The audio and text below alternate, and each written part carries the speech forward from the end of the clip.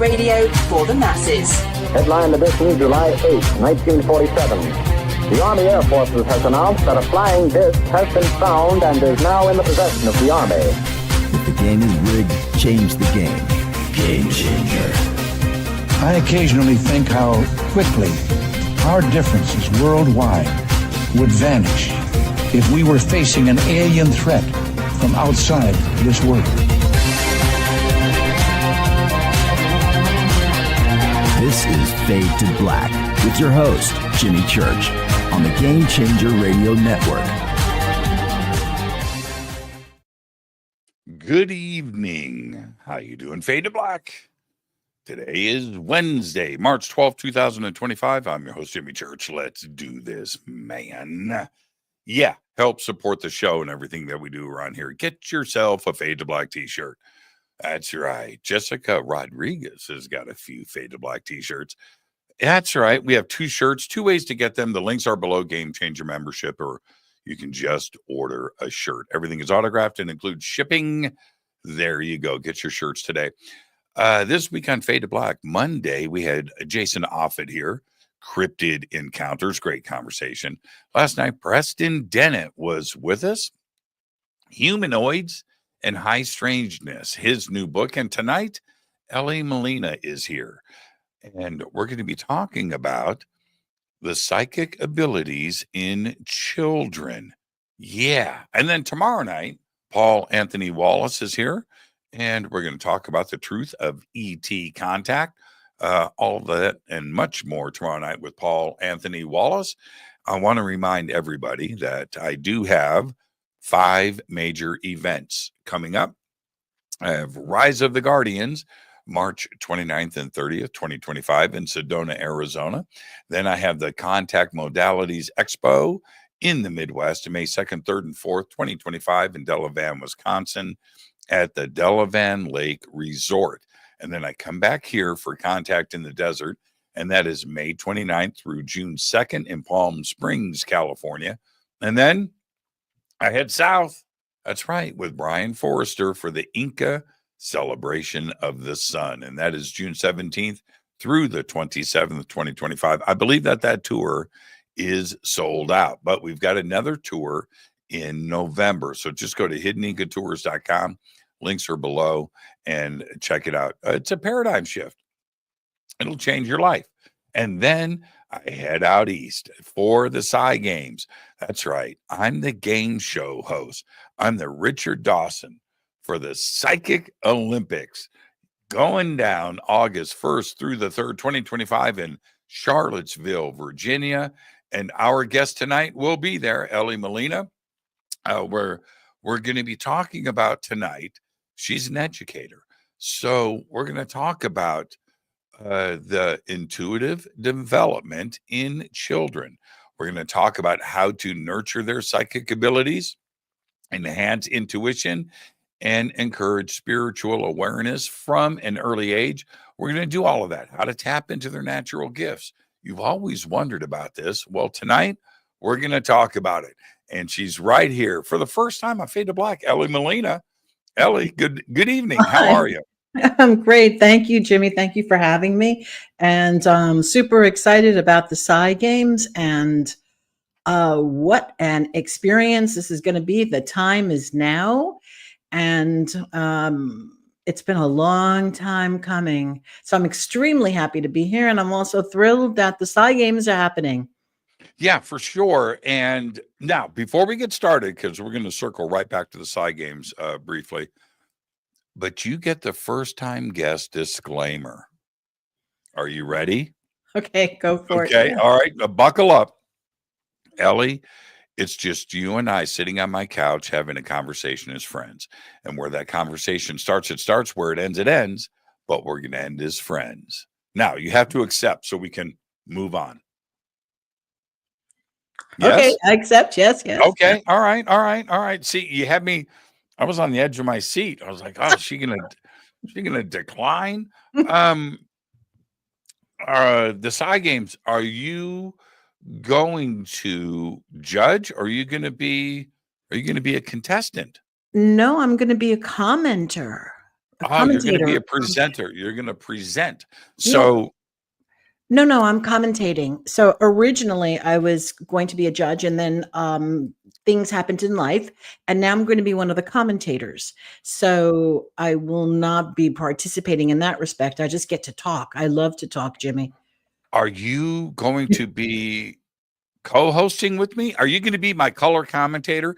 Are you going to be the one that I turn to because I'm a doofus and I need somebody to say something intelligent? I don't know. They're going to be, there's a team of us. All right. So Yeah. uh-huh, So yeah. cool. So cool. So- Um, the I would think I was just talking to Hakeem about this. I would think that the media would be very, very interested uh, with this event. What if something happens? Well, something's going to happen. But something is. you know what I mean? Yes, I do. I do know We, there are enough. There are enough psychic people mhm. put together in that room to seriously create something. If that were the intent, absolutely. Mhm. Now, I'm so I host so many events all year long, right? It's what I do. It's my job and I love it. It's great. But and I'm not taking away from conferences because I love attending conferences. But this is different. Mhm. This is a really cool idea. Yeah. I think it's going to just be so much fun, and you never know, do you? Oh, it's the first time anybody's ever done this, and so it'll be a first time. And there are, when people do go to the website to take a look at who's there, and they read the bios, and this is just of the people who are the judges and the presenters and the commentators.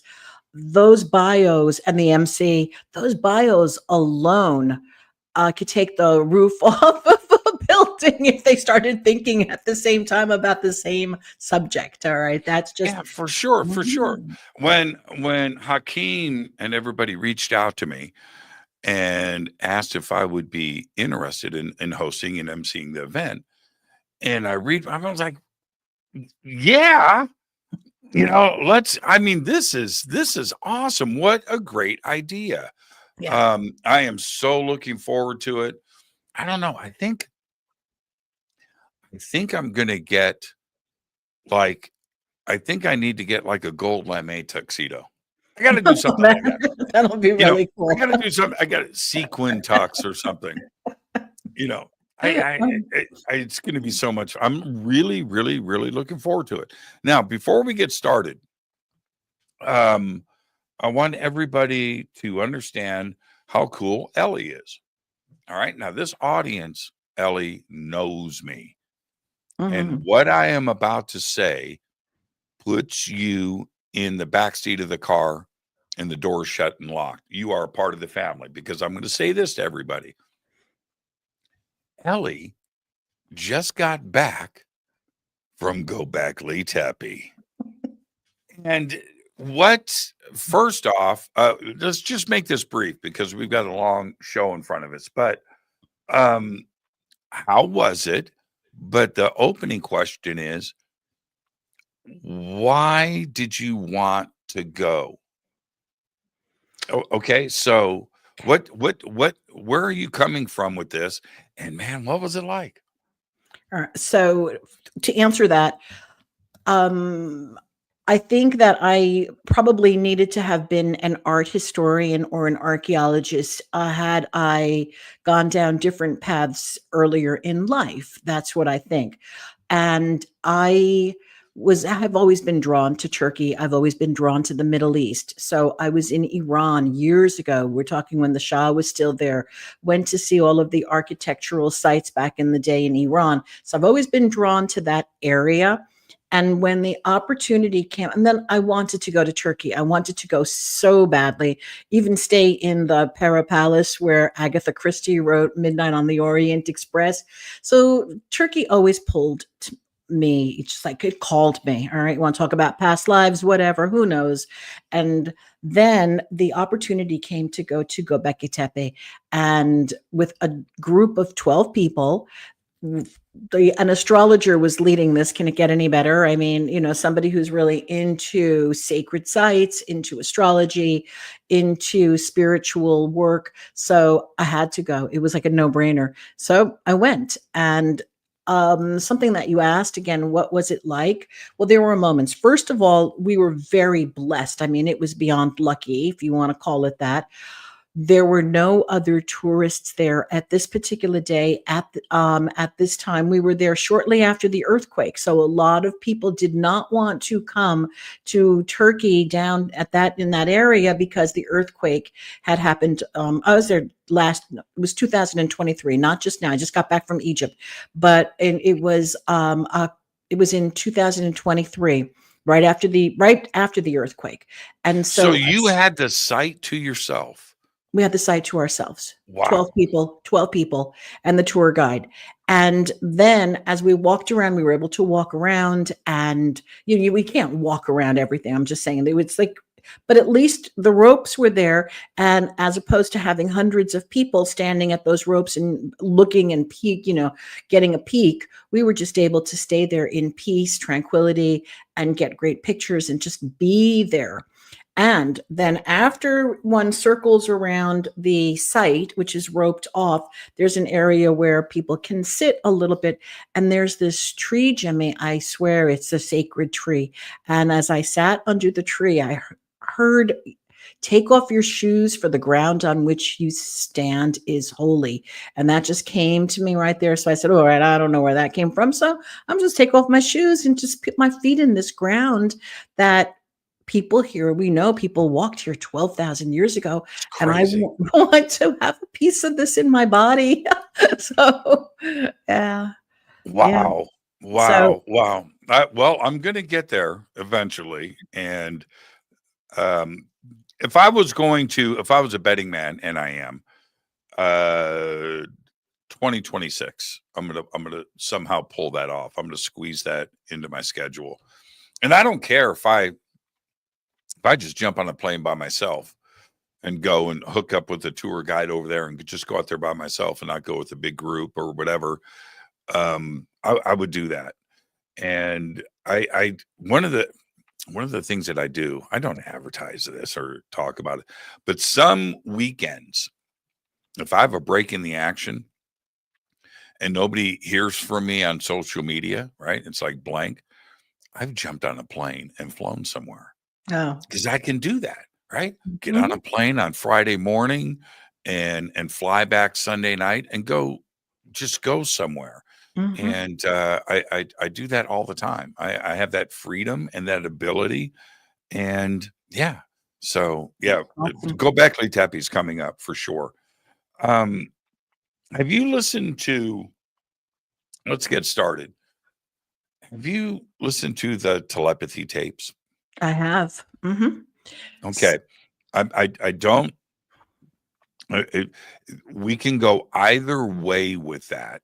And it's not to talk about the telepathy tapes, but when you listen to the telepathy tapes, because you don't have the visual and you're listening to it, you wonder about children and their abilities. Now, a nonverbal autistic child, that's I get that's what the tapes are about, but I think it's just children in general. And you know what I mean? Is this, do children have these abilities and we just don't recognize them? And did you have them as a child? So yes and yes. Can I tell you a little story about the telepathy tapes? And it'll all kind of lead into tonight's discussion. It's your okay show. with that? I'm just a guy on the microphone. You do your thing. All right. So this, my dates are a little, not exact. All right. But back in either it was 2011, it was probably around 2011. I was doing research and working with, I was writing my book. I was doing work with children, teaching them how to develop their psychic abilities and working with their parents. And at that time, through, I don't know, coincidence, you want to call it, I came in touch with the late Dr. Henry Reed from the Edgar Cayce Institute. And Henry said to me, Elly, he goes, I want to mentor you for free. And I'm like, okay, right. I'm all about this. And I'm going to get you into public schools and we'll do some work and I'm going to mentor you. But I want you to talk to my friend Diane Hennessy Powell, who lives down in Portland or in Oregon somewhere, because you're up in Seattle. Maybe you can get together and, it's not far, right? And maybe you can talk to each other. So I called Diane and we did have a conversation, and this goes back to 2011. Only Diane and I were both working on very different parts of telepathy with children and the work. She was working with autistic children and, Asperger's.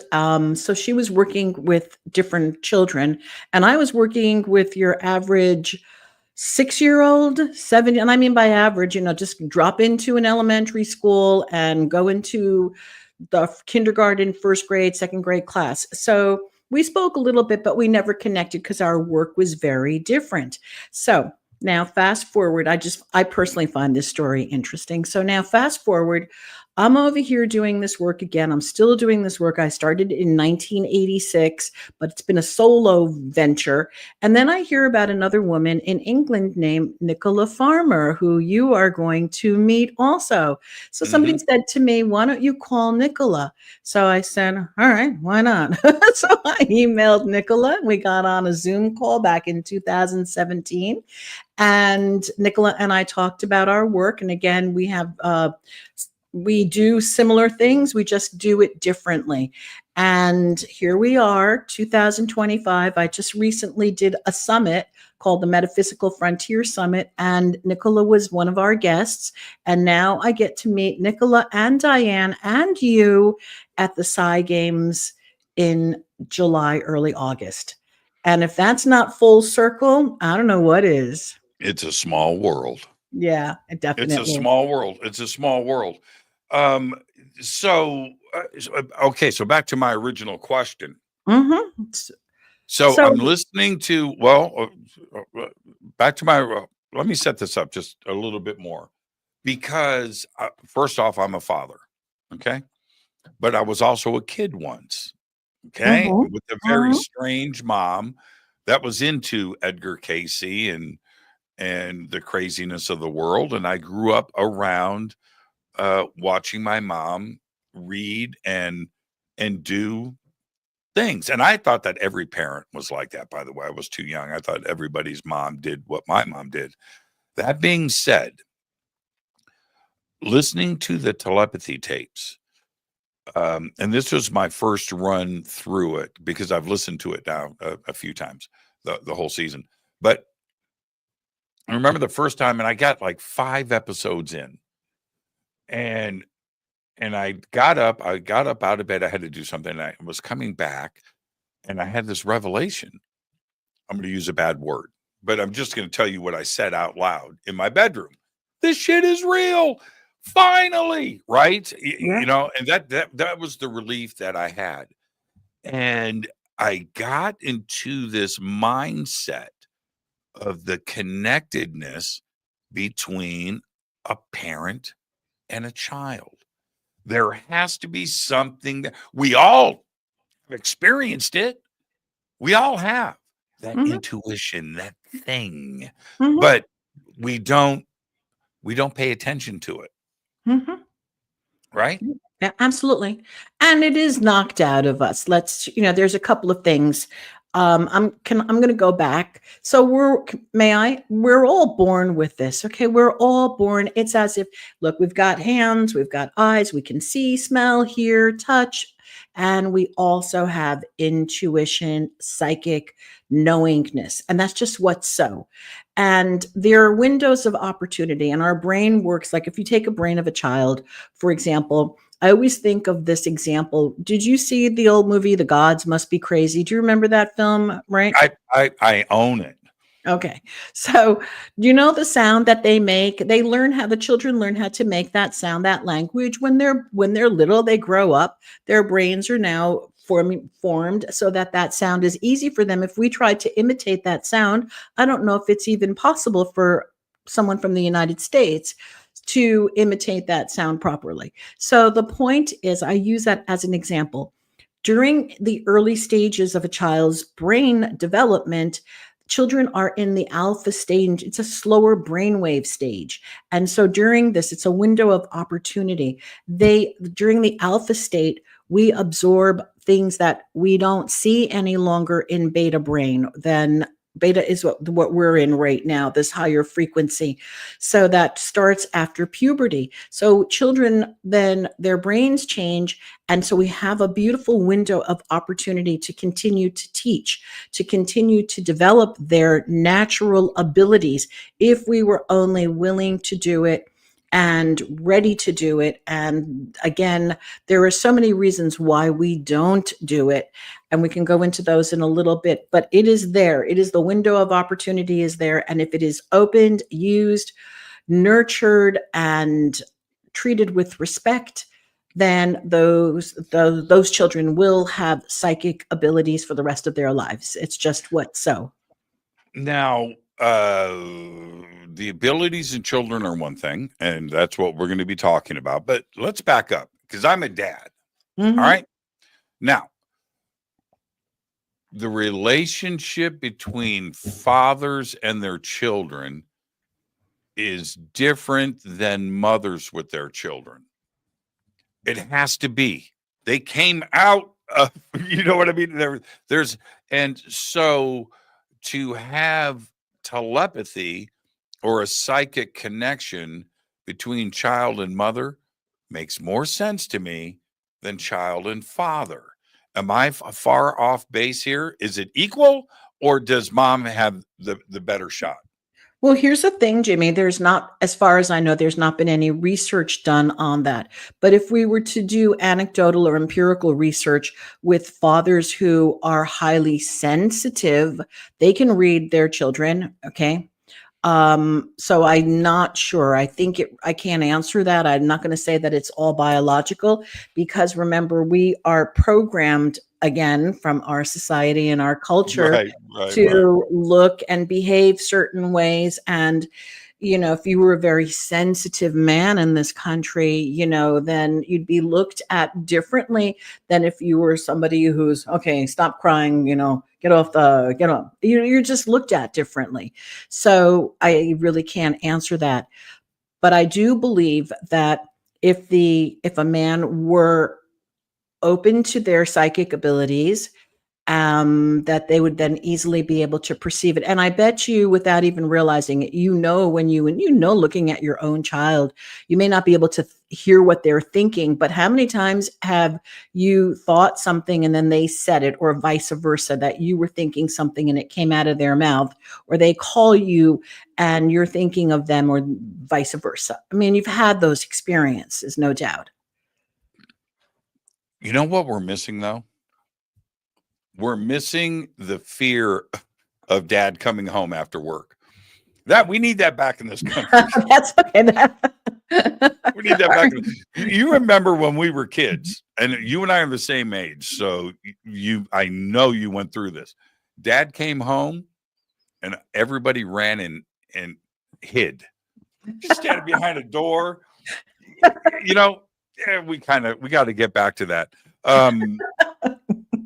Anyway, but the reason why I bring that up is because in the telepathy tapes, not to go back to it, but the telepathy tapes did a really good job, again, of theatrics, because you're putting all of this together in your mind. And one of the things that is repeated in the telepathy tapes, it was usually, not all the time, but it was usually mother and child. Mm-hmm. In the telepathy tapes. And that makes a lot of sense to me. And once in a while they would go, yeah, and then the dad was also doing it, like pops as an afterthought, and that's the way that they presented it there. But I have no problems with that. It just makes a lot of sense to me. Yeah. And again, we don't think about then if the mom is home with the child, again, it's contact. So if the mom is home with the child more than the dad is home and he comes, he's out working, and then comes home to scare the family when he gets through the door. I mean, Right. it's gonna, the different dynamic, or just totally different dynamic. So then Now, there's not that much exposure to the dad, perhaps. okay, now let's get to it. Let's get to it. And I'm asking these questions as a parent. Okay. Mhm. What age do we start to consider looking at this and possibly into development? Okay, I've always said it starts in the womb. All right. It starts there because it goes back into a belief system. So you're highly psychic. We're all highly psychic. If you grew up with a mom who was, let's say doing tarot cards or, Ouija boards. Ouija boards, there you go. So you had exposure to all of that. And so there's somewhere along the line, you kind of had telepathic experiences that you probably remember as a child, or you had something unusual happen as a child. Am I correct? If you think Me? about it, yeah, That was you. every day. Every day. Okay, all right. Yeah. All right. And then something happens, you get a little bit older and you talk yourself out of it, or you say, oh, that's not cool. And I'm going to stop all of that. And for some people, it's okay. They stop it and then they don't go back. But most people carry that ability still with them in certain things that they do. It's not lost.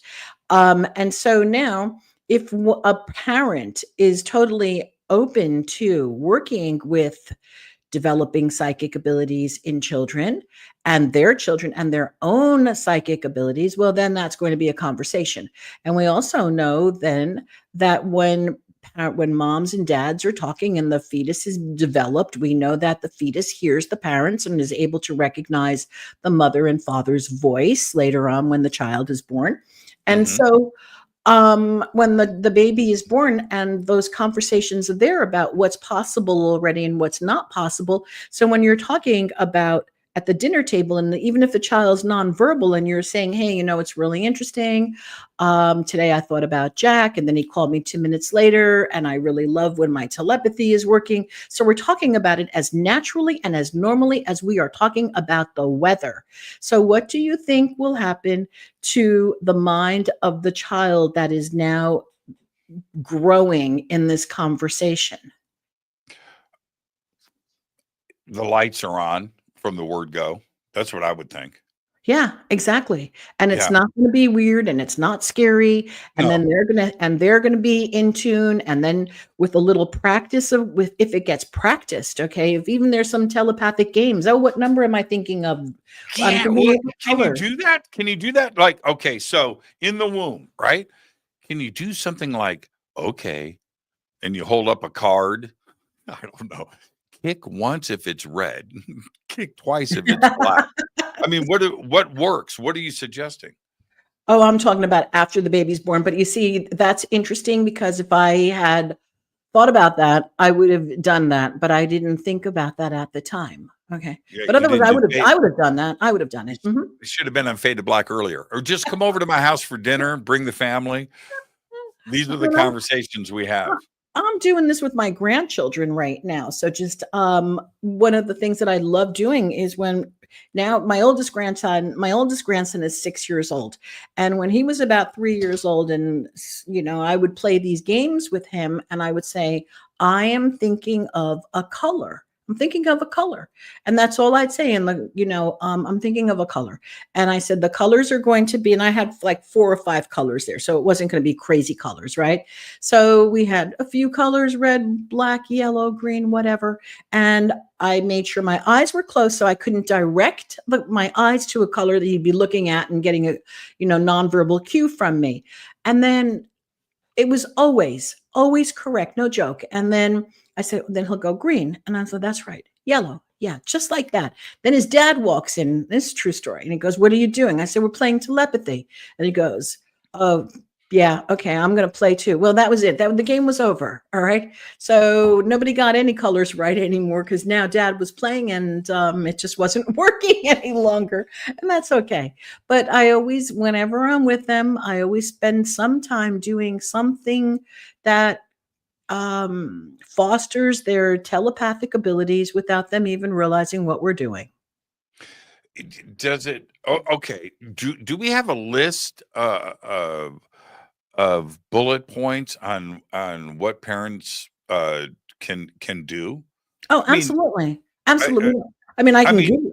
Mhm. I mean, and now I'm going to be a little cocky with what I'm going to say, and stuff that actually can work for the parent.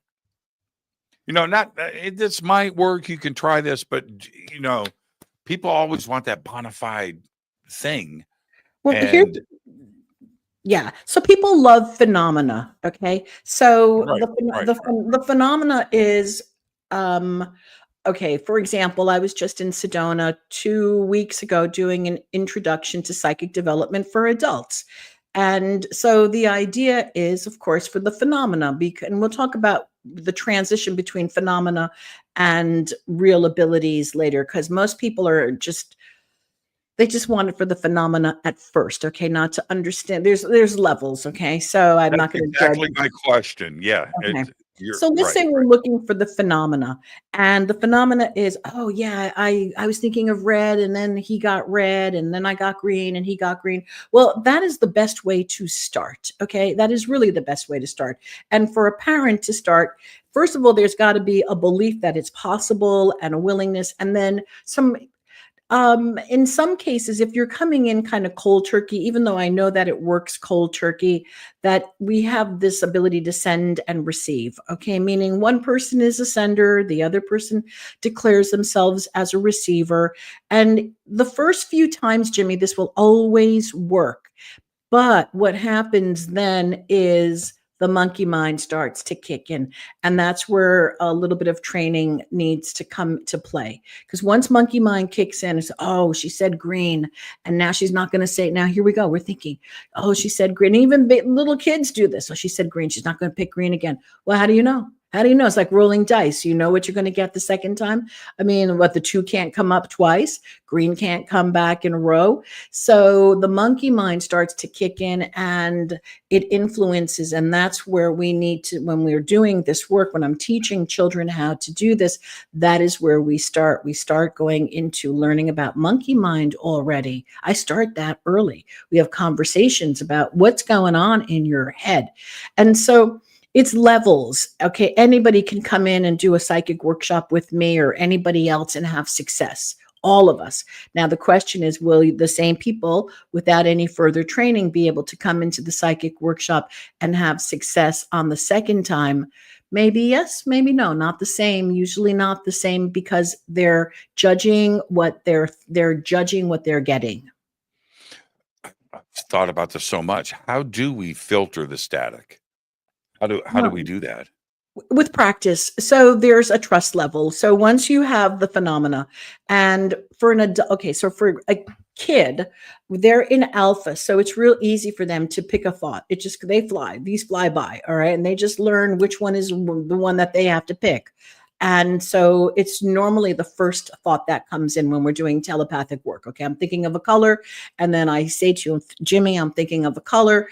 And then the first color that comes to your mind when I say I'm thinking of a color is usually the correct one.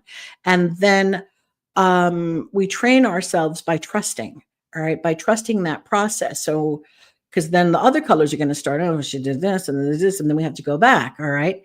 And then that's one of the reasons why for adults, we always go into meditation. Meditation is first. Why?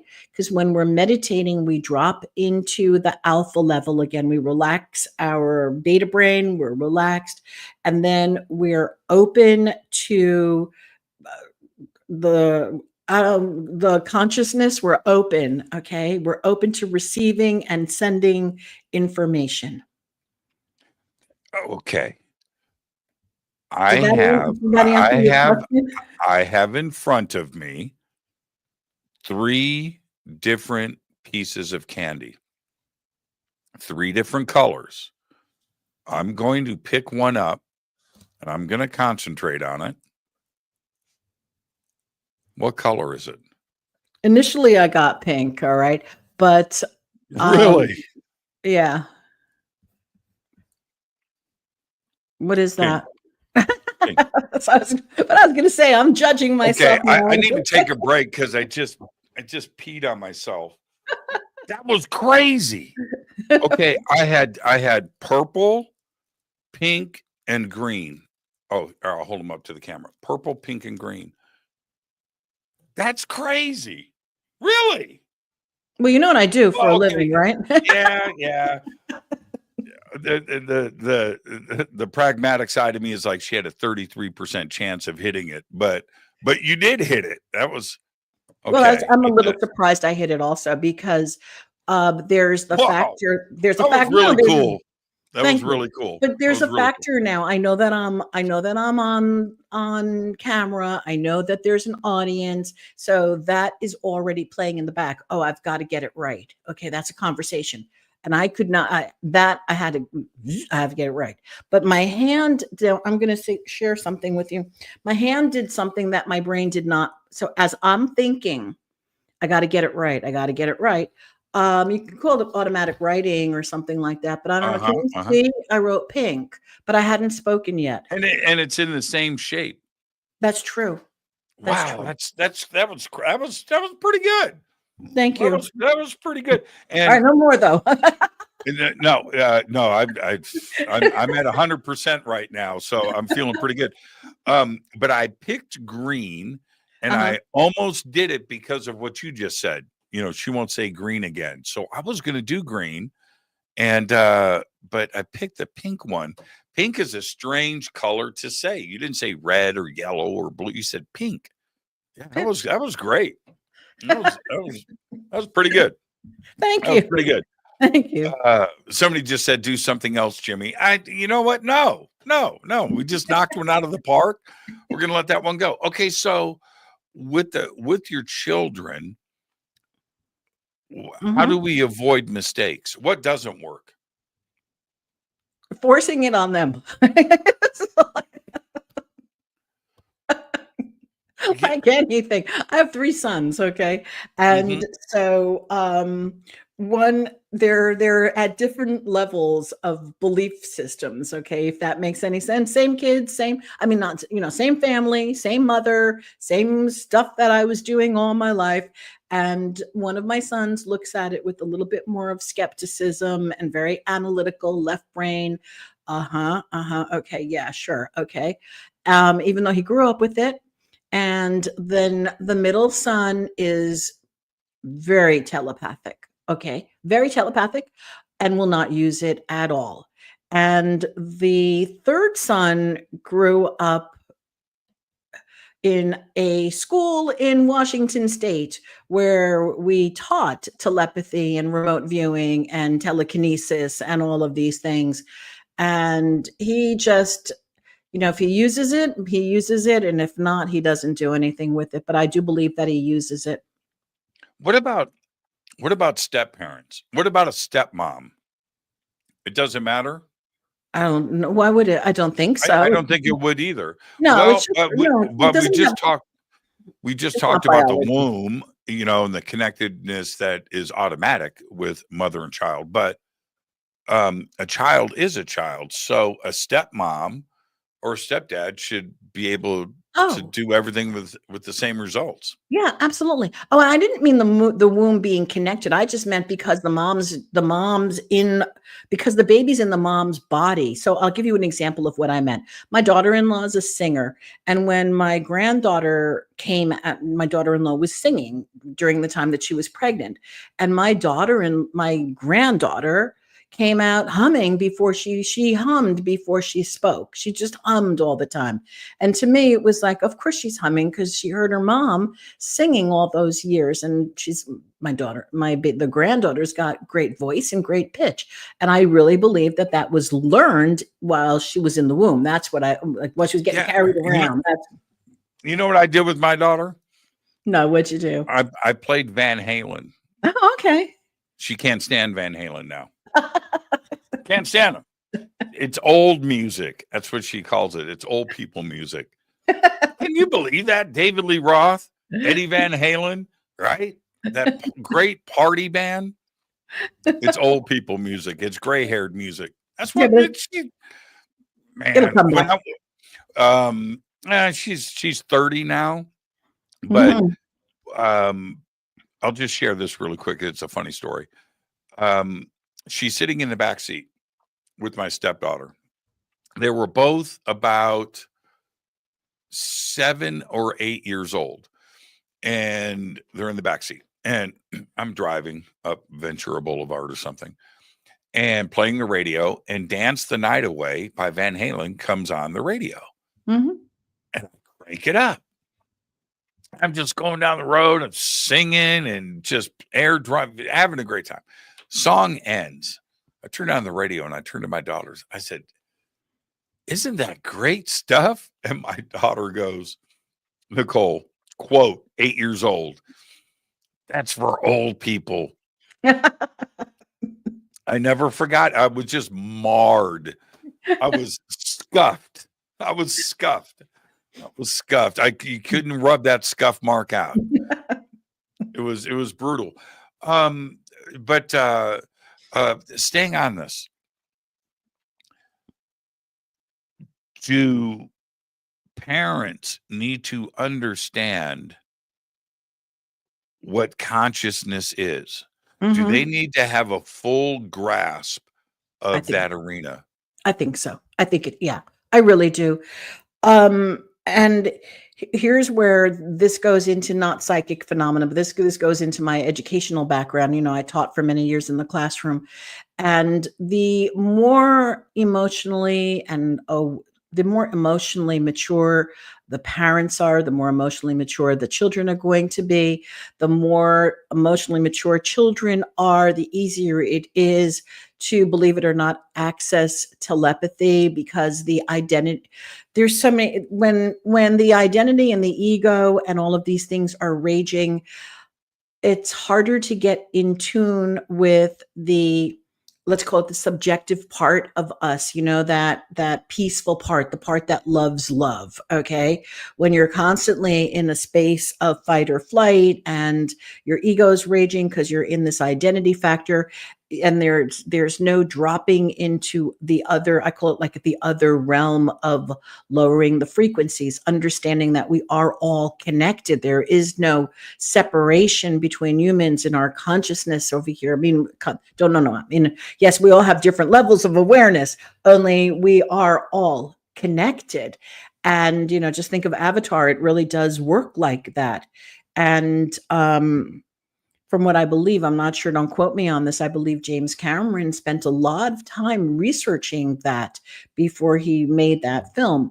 And again, we are all plugged in and connected. So the more awareness that a parent has in parenting, in emotional intelligence, in being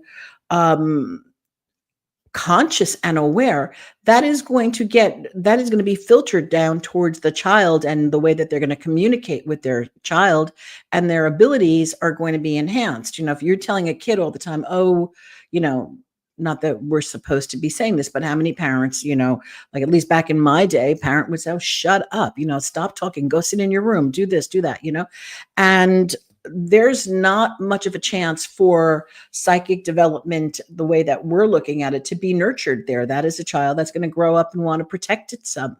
Yeah. Never say that's your imagination. Right. That's just foul language. You should never say that, because they're going to go, okay, well, I'm not supposed to go there. Yeah, exactly. Now, what about, I'm fascinated with this, a random number generator? Okay. I don't know much about random number generators other than they generate numbers randomly. Okay. So you don't use them to test telepathy or I don't. to exercise the mind? No, I don't. because I never had, during the time that I was working and didn't have access to that kind of material. I work for the Board of Ed, so we don't have equipment like that. We don't have any of that. So I didn't do that. Our testing, the testing that I did was always very empirical. Here we are, we got 20 kids, right? And we're doing the work, and this is what it looks like. And these are the results.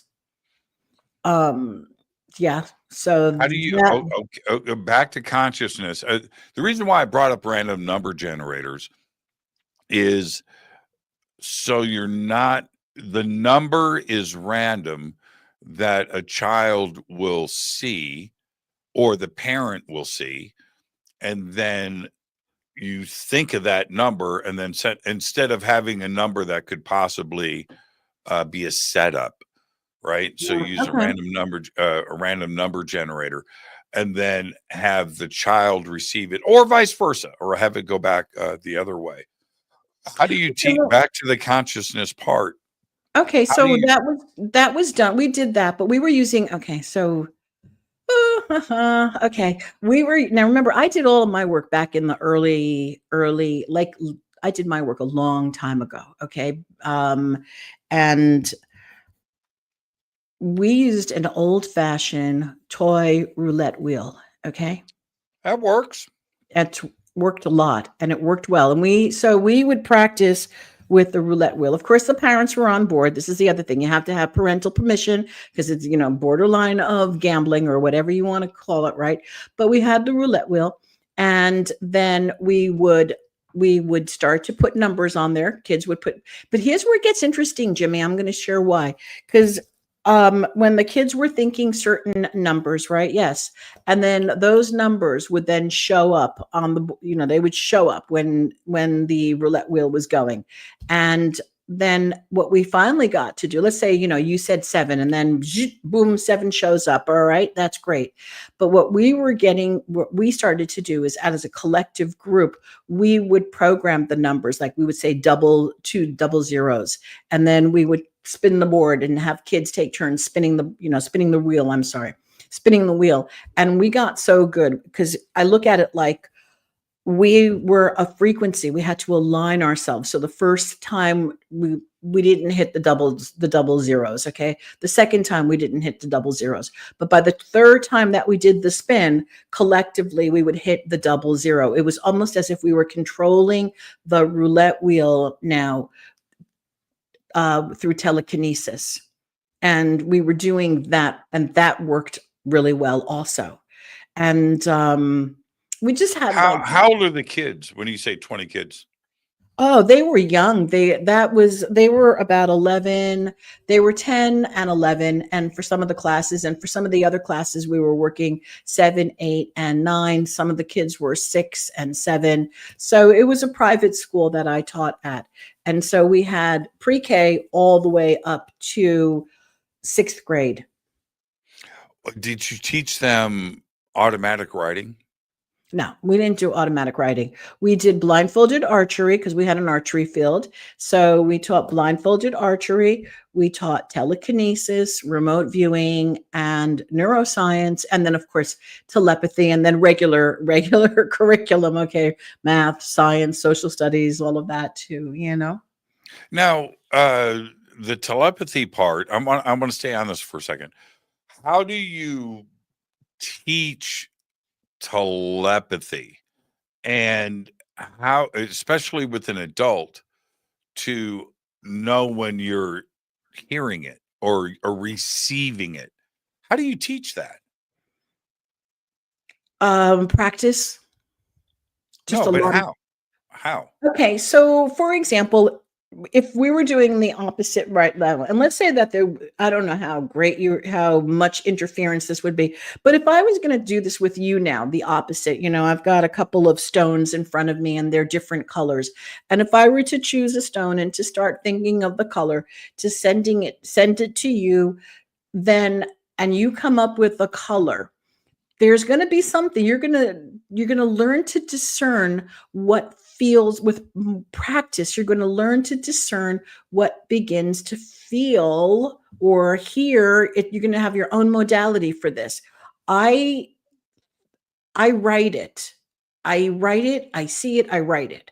And sometimes I feel it. And there are different times where I hear, I see, I feel. So it's not always the same thing. And I'll give you an example in a minute. But if we were to do it and I was to say to you, okay, what color stone am I holding in my hand right now? You may sense something and then you'll say it. Are you willing to just do it right now? You want to give it a crack? Yeah, I've been holding a certain color stone for a very long time in my hand since the Okay, show started. I'm going to tell you what first popped in my head. White. Okay. Well, all right. Okay. So it's black. I'm holding a black stone. All right. I'm Okay. sitting in. All right. So when you said white, did you see it? What was that like for you? Were you seeing it? Were you thinking it? What was Yeah, I was thinking a white round rock. That's a Mhm. pretty Okay. decent size. That's what I saw in my mind immediately. I didn't think black. Okay. Well, Black just to never make came it, into. all right, just so FYI, the only other thing that is around me right now, besides my black stone, is the white rock. Okay. Is it flat? It's flat. Yeah, It's yeah, flat. Mhm. yeah. And it looks like a heart to me because I got it in Greece at the birthplace of Venus. So like, Yeah, you should have picked that one up first because that's what I was thinking of. And I'm not being facetious here. I just no, told no, you no, it was no. flat, But it was round, that's and what it I'm was saying. white. So there, you probably no, and I'm just going to say not probably. What happened is that your consciousness did come, it did see, all right, only it didn't see what I was focusing on, like what. Mm. But this is great because it's the only other thing here around me. I've got this black stone and I've got that rock, white flat rock. Absolutely fascinating. And is there okay.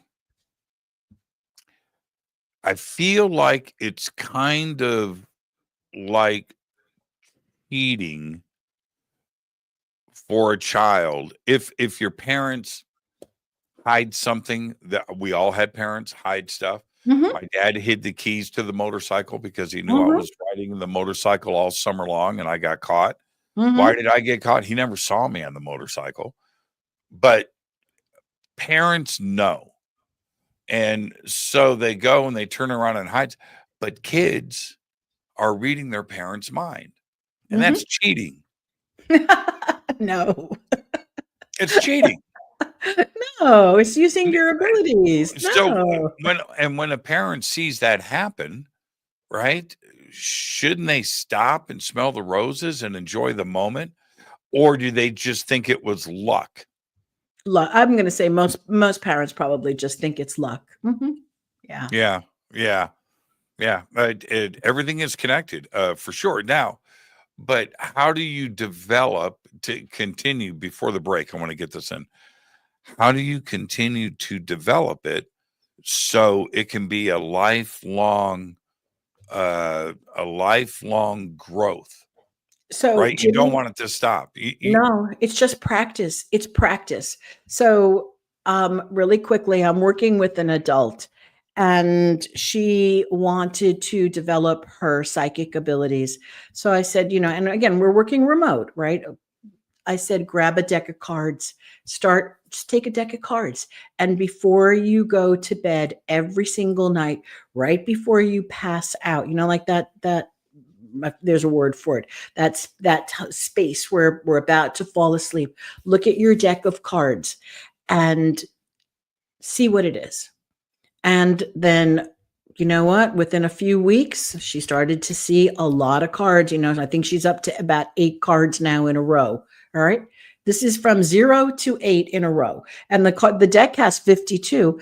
In the beginning, we may have started with, see if it's red or black. And then it went from, oh, I saw the color. I saw it was an 8 of spades, or I saw, 8 of hearts. And so better and better, but it is practice and consistency. That's all that it is. It's practice and not giving up because you're getting frustrated. It's that simple. Is it for kids, is it pretty easy to keep them focused on this? No. No. Okay. Right. And I'll tell you, I know we want to break, but I'll tell you one of the problems with children is that because it comes so easily and so naturally to them, it becomes boring. So therefore, some other kind of little bit practice every single day to keep it alive. That instead of sitting down and just doing psychic games or psychic activities, but to start to use it in daily practice. Like when let's say, okay, what car, I was doing this with my grandson. What's the next color car that's going to drive down the street? Okay. And so we would do that while we were waiting for his parents to come home. Little things like that, so that we're constantly engaging with it without turning it into a homework assignment or a task. The percentage, what is the percentage of getting it right? You're guessing cars, right? Or is there? It depends on, okay, so if an adult is doing it, all right, and we're in beta, we stand a really low chance of getting it right. Okay, so I don't have a percentage for you, but you know what? If I gave you a deck of 52 cards and just said, hey, go through them right now without even just alpha, maybe you'll get 1 or 2 out of the entire deck correct. But when you're in that state, right, going into alpha right before you fall asleep, there's a higher percentage that you're going to get them right. I love this subject. I love it. And one last question, and then we'll take our break. Is consciousness of the physical or non-physical? Oh, okay. So I went to a conference from New Scientist magazine, and it had many, many scientists were there. And after hours of listening to them speaking, guess what they decided? That nobody knows. Nobody knows. There are different theories, and no one knows where consciousness is, where consciousness comes from. We don't know if it's in the body, if it's out of the body. There are different theories on consciousness, but there's no unanimous belief system of this is what consciousness is. What do you believe? I personally believe that it is outside of us. Mm-hmm. And so if that's the case, then consciousness has to decide where it's going to go. It's got to choose, It's a radio, think of it like a radio station. Okay. All the frequencies are there and they're going on all the time. Only who are we going to be tuning into? Like, can we train ourselves to tune into the frequency that we want to train? 100%. Yes. But all the pregnant women on this planet, right, that are 6 weeks pregnant, right? I'm just pulling a number out. 6 weeks. And then all the consciousness out there. And then are they being told where to go? Are they doing it at random? Do they pick their next body themselves? How does this happen? I don't understand it. I believe the phenomena is real. I just don't know how it occurs. All right. Well, there's some mysteries that we still don't have answers to. Yeah, because when you look at the hard sciences, which I need the hard sciences. It keeps me sane. But to think that it is a biological, chemical process where consciousness comes from is wrong. It just doesn't even make any sense to think that way. Okay. But how does it happen if it's outside of the body? It's a crazier thought. It's an easier thought to get to because I don't believe it's a chemical process. But then how does it happen? That's I love it. I love it. And the other part before we had to, is it just floating clouds of energy throughout the vastness of space? And I would say yes. Mm-hmm. I would say yes to that. Maybe all of space. Maybe all of space. Mm-hmm. I tend to agree too. And when we come back from the break, I'm going to share a couple of stories with you. Yeah. Okay. Okay, we'll do that when we come back. Our guest tonight, Elly Molina. I am your host, Jimmy Church. This is Fade to Black. Stay with us.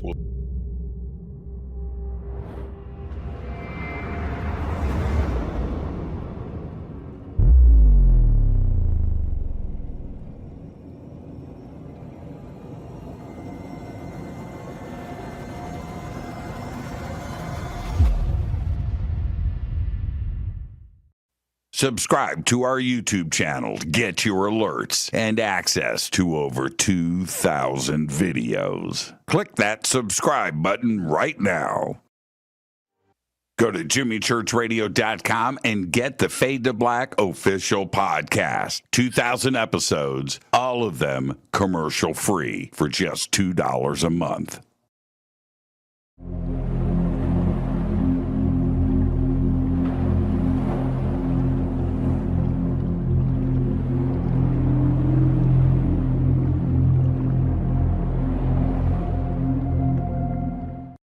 Watch Into the Vortex on Gaia TV. It's Fade to Black for the screen. Simple to do. Go to Gaia.com, search Jimmy Church, or click on the link below. Follow Fade to Black on Twitter at JChurchRadio. Get all of the show updates every single day. It's now called X, but who cares? How you doing? Jimmy Church here. Special announcement. Get your Fade to Black t-shirts. That's right. Help support the show. Help support everything that we do over here. We've got 2 t-shirts. We've got 2 ways to get them. Get your Fade to Black t-shirt today. Go Beckley Teppy. Go to jimmychurchradio.com and become a Fadernaut. Get a membership. That's right. Everything is commercial free. You have access to downloads, and you get to call yourself a Fadernaut.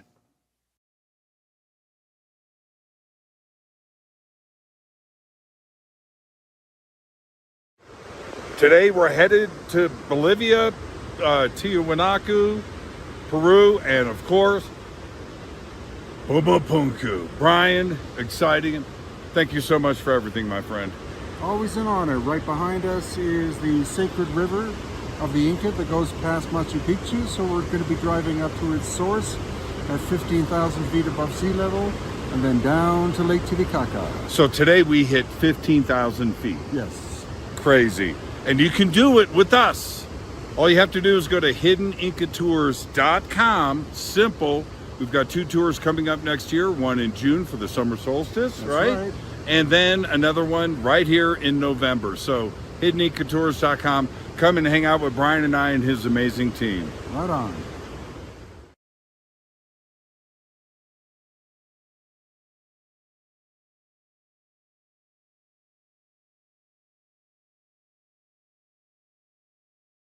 River Moon Coffee, makers of the Fade to Black blend. Truly the best coffee on planet Earth. Just visit rivermoonwellness.com or their Amazon store. It's all simple to do. You can check out the Fade to Black blend, the Game Changer blend, or any of their Black Moon Wellness products. It's the only coffee I drink. It is the best, and it's Doc. Again, rivermoonwellness.com.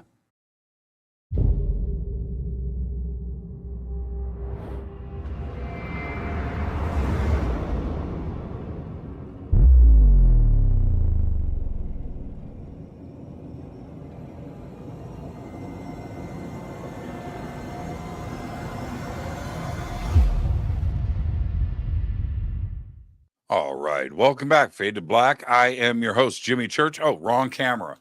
I am your host, Jimmy Church. And tonight, Elly Molina is with us. We're talking about developing the psychic abilities in children. And now, Elly, I just ate a piece of candy. What color is it? Oh, wait. What color is it? All right, I'm going to say you just had the green candy. No, I went pink. I I went pink. She's not going to say pink twice, and that's why. See, I set you up. I wasn't set you writing. up yeah, I set you up for that. One of the things that I was denied as a parent was I never got the chance to walk past my daughter's bedroom and catch her talking to her imaginary friend. And we've all seen those stories and heard those stories. And some parents have, of course, have I never did. What do you think is going on when a child is, who were you talking to? Oh, my friend, you were, it's my man. Who are they talking to? Okay, so there are a couple of theories. Nothing is proved. This stuff is not proven. All right. We can't prove this anywhere. But there are a couple of theories. Some people do believe that this is just make believe. There are some psychologists believe this is just make believe. It's the child's imagination creating a friend yes. And yet we also know that because of the fact of the way that the brain is, just remember, we only see, right? We're right here. We're looking at each other right now on the camera. We only see this. And normally we won't see what's behind us. But I mean, I can see now because I got, the camera telling me what's in back of me. Only our vision is so limited. And we have all these filters about what we can see. And our filters are determined again through our language, through our culture, through the way that we're taught to perceive reality. And now children have no filters there. So there's a very strong possibility. Who's to say, all this is not empty space. Who's to say that there's not something or someone in this space and I cannot see them with my eyes? Does not mean that there's nothing here. And with children, when they are in that very openly alpha, beautiful space, and there are none of these filters present, they could possibly be seeing real entities, real children. They could see, so possible. So I would never tell anybody, I would never say to a kid, that's not real. I would never. Yeah, I think that's really good advice for a parent. If that happens, don't shut it down. Right. I mean, parents are frightened, that some of the parents are frightened instead of asking, so what is your friend? We watch a lot of horror movies. Okay. So it's like, oh, that kid is going to be, evil child over there as you're coming in to destroy, and again, who's to say that? So I have my own. So, Jimmy, I've got different beliefs on a lot of things. All right. And again, these beliefs cannot be proven.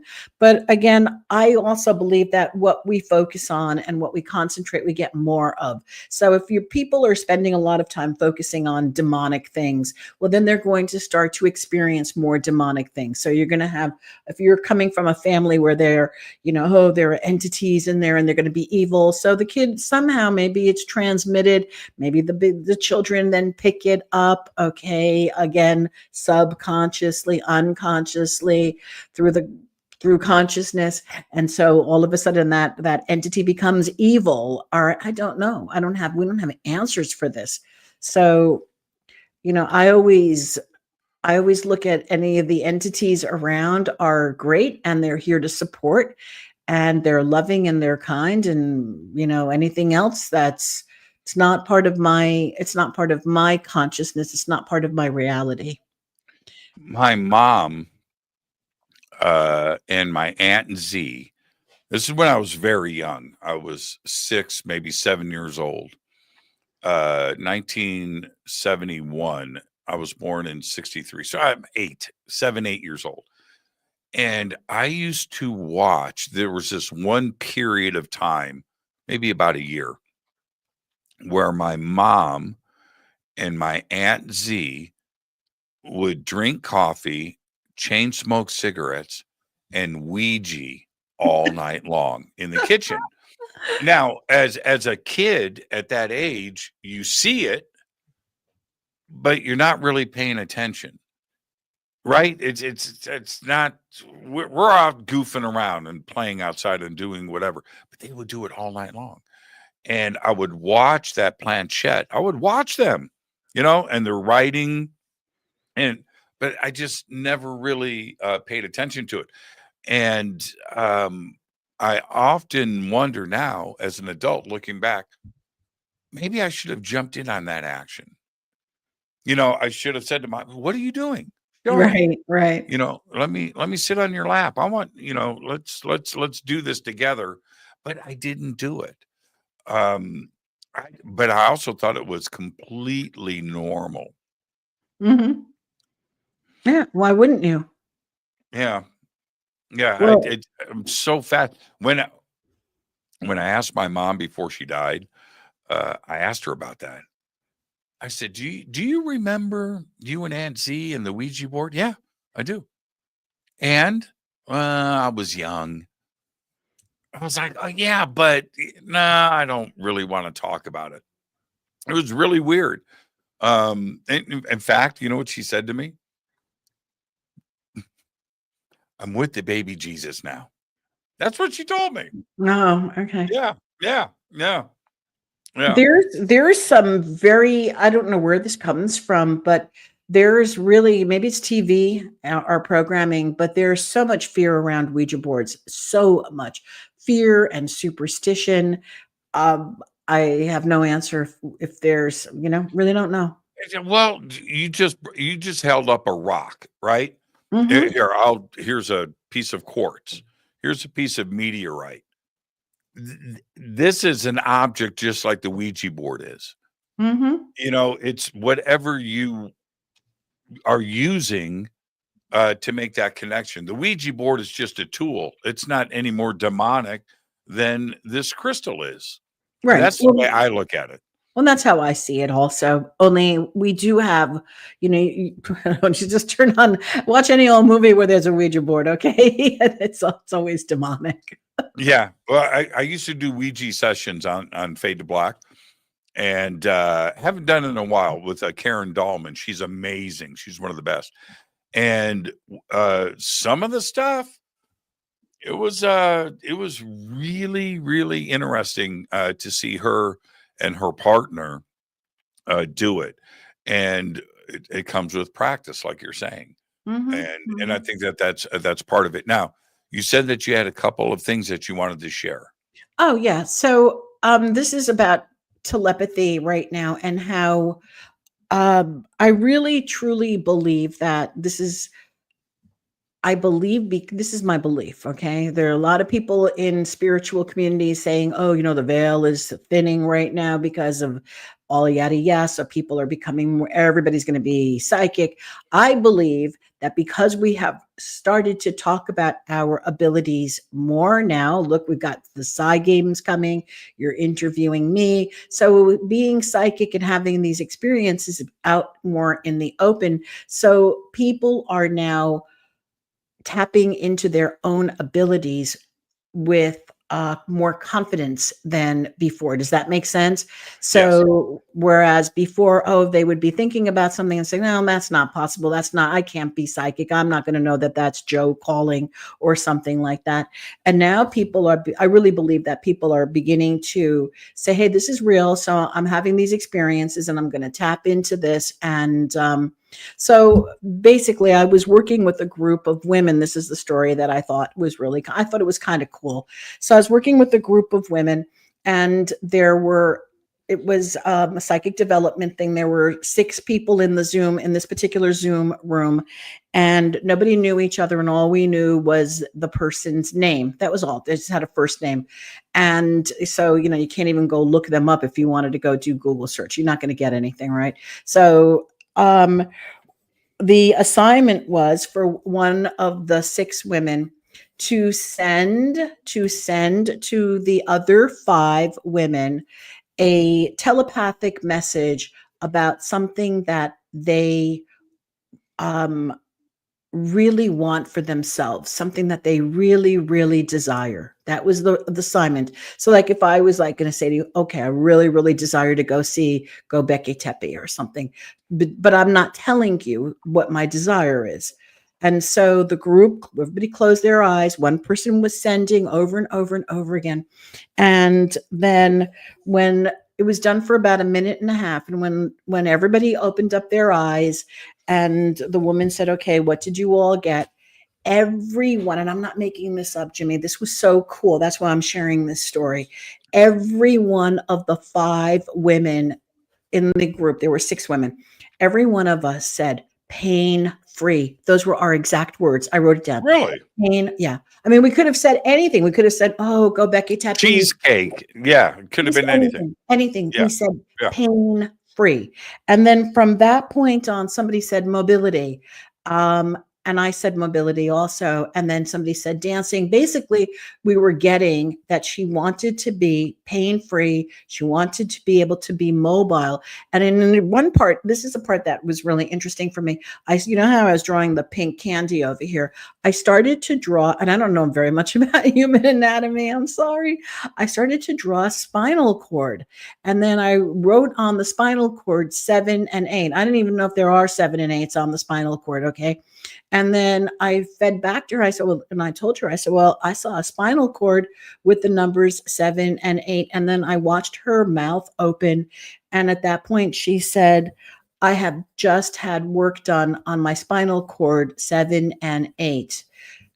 Like it was just completed. I don't know what they were doing. We didn't go into it. It was a remote, it was it's a psychic development program and not, not a health class, but that was just so phenomenal and really. Did you see it?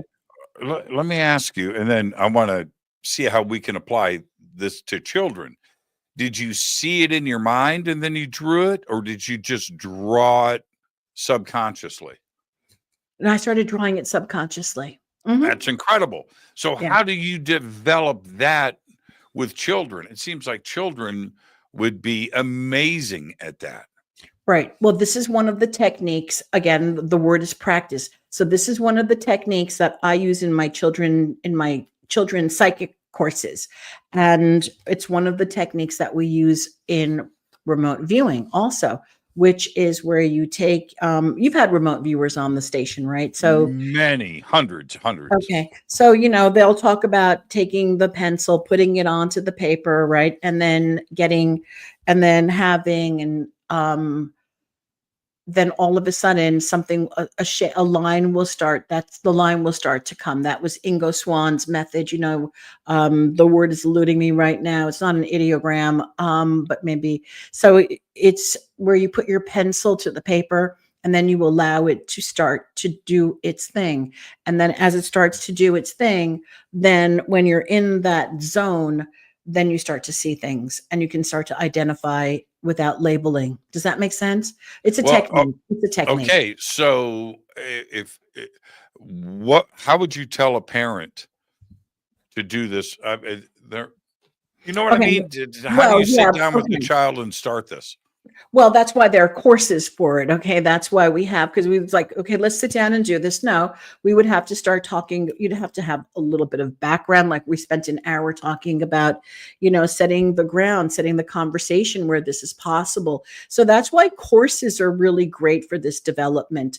So with a good course that has been developed, then you teach the parent what to do. And then the parent starts working with the child. Mm-hmm. And again, with the parent,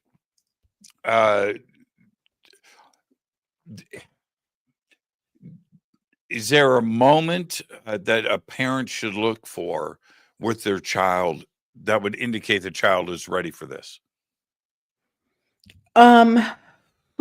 This is a good question. All right, because this is when they're really young. Okay, let's say when they're 3 and they're 4 and they want to start to do this, it needs to be done in play. It really has to be done in play. And then when they're older, again, just think about it. It becomes like homework. So if the conversation has not been developed, this has been my experience. Okay. I can't get documentation on any of this. My experience, if conversations have not been established so that this becomes fun, this is going to be a great activity, we're going to have a good time, this is something that is going to help you later, if there's got to be some sort of a conversation established. Otherwise, the children that I have worked with who have just been thrown into this work because their parents want them them to do it. I'm met with resistance. They don't want to be doing this. They're doing it because their parents want them to be doing it. And Makes then sense. that's not working for anybody. And then the parents are not even going to be doing the work themselves. Now, during COVID, I did a class with Marty Rosenblatt. I don't know if you know him from Applied Precognition Project. Marty is also a remote viewer. And Marty and I decided to put together a program for adults and the children. So Marty was working with the adults in terms of the adults practicing remote viewing, and he would go through the steps with the adults. And then I went through the steps with the children, and I worked with the kids. And then I had a few minutes where I brought the parents together and where I explained to the parents what their assignment was, what they can do, how they can nurture this, what they could be saying to the children. And the kids loved the work. And there was, I think, out of all the children that were in the program, there was one little boy who was kind of resistant, and I'm not really clear if that was more of the dynamic between his dad and him, or if he was actually, because when he did do the work with me, he was really good and he was spot on and he was happy, but then he didn't want to be doing the homework assignments. They were presented to him as homework. And Right. so, again, but my point is that working together with the parents during this program, one-on-one with them, really worked well. And it also works well to do it alone with the children when the parents are uninvolved, but they have to be on board. Okay. They have to encourage it. They have to still do something. And then I usually have conversations with the parents when I'm working with the kids, either in a group, one-on-one, and then I have conversations. So because you can have overzealous parents who look at this now, just, again, it's like any other thing that we do. I want my kid to be the best ice skater, rah, rah. Okay. And I want my kid to be the most psychic out of the group. And it's fascinating. It's just fascinating. Humans are fascinating.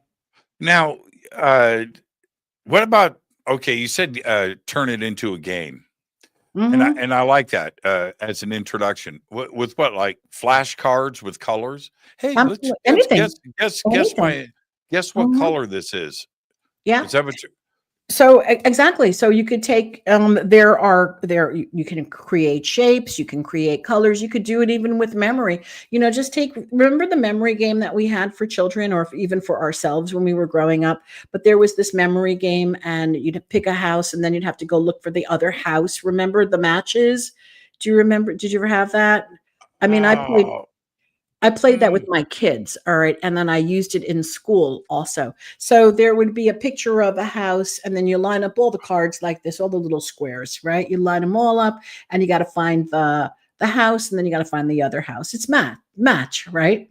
And so what we would start to do with the kids in my class is we would not just match, we would start to look for before they started, we would say, what is this picture?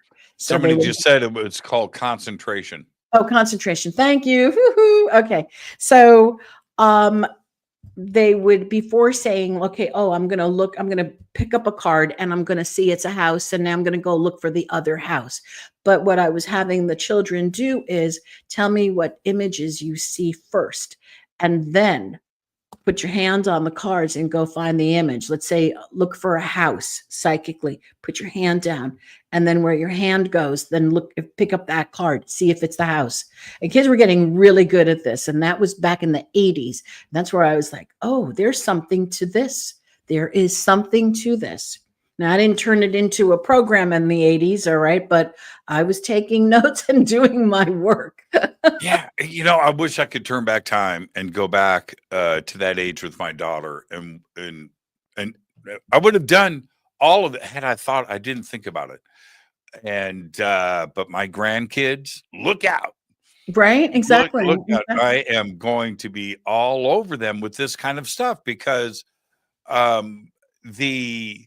okay, back to the telepathy tapes for just a brief second. Has everything to do with what we're talking about.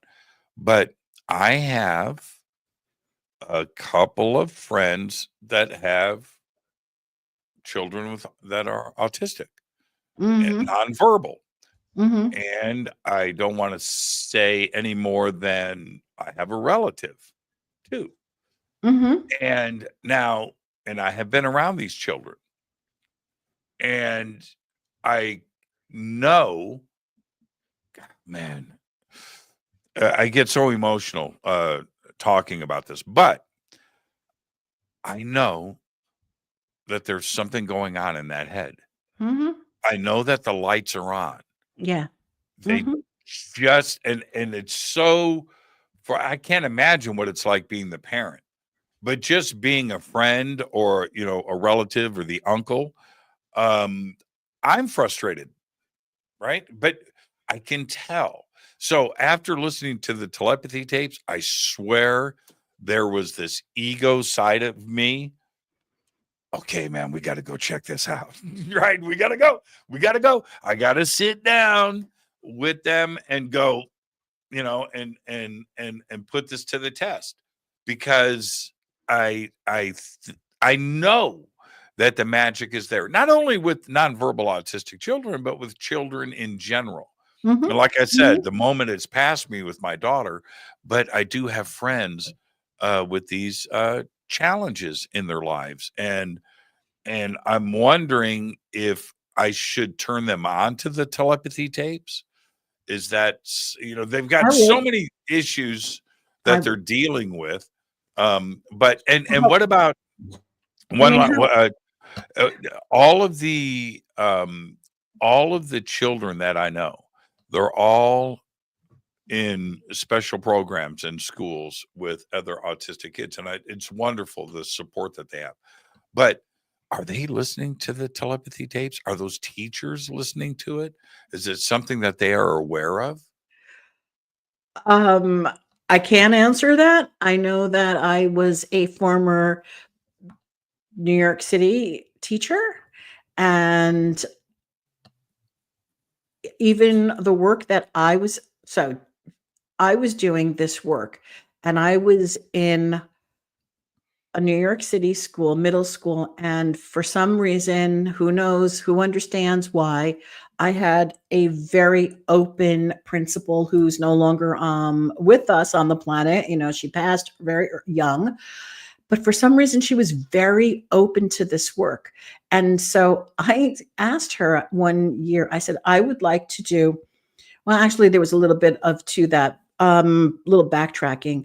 When The Secret came out, and obviously also What the Bleep came out, I said to Mhm. myself, and I'm also psychic, so that's part of my job, right? And so I'm like, you know what? With the site, with these two movies out, I'm going to give myself permission to start talking about this during class. All right. You're like, well, I'm teaching English. I'm going to start talking about this. And so we started using affirmations to study for tests, especially because in New York City, I can't speak for it now, but standardized testing, we teach towards the test, especially back in the early 2006, 2004, 5, 6, we taught towards the test. Doesn't matter. You could read it right. You got to pass the test. You need those numbers. So I said to myself, you know what? We're going to have we're going to have this. We're going to do this. We're going to have great grades on this test.